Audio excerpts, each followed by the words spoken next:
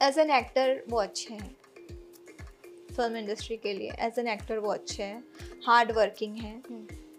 उनसे बड़ा hard worker मुझे नहीं लगता इंडस्ट्री में कोई है। मैंने उनको हार्ड वर्क करते हुए देखा है। 6-6 घंटे वो इंसान बिना चप्पल जूते पहने वो 6-6 घंटा स्टेज पे परफॉर्म करता था, पूरा पसीना पसीना हो जाता। मैं उसका हार्ड वर्क कभी नहीं भूल सकती।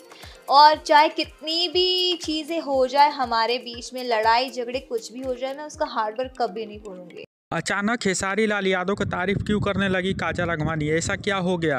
पहले तो काफ़ी सारा बुराई करती थी खेसारी लाल यादव का, बहुत बुरा भला बोलती थी खेसारी लाल यादव को फ़ोन में नंगा नंगा फोटो रहता है, बहुत सारा बुराई करती थी। खेसारी लाल यादव के खिलाफ इतना सारा इंटरव्यू दी है, एक में भी खेसारी लाल यादव का बड़ाई नहीं की है, काफ़ी निंदा की है। अब काजल राघवानी के सारा इंटरव्यू उठा के देख लीजिए, सारे इंटरव्यू में खाली खेसारी लाल यादव का निंदा कर रही हैं।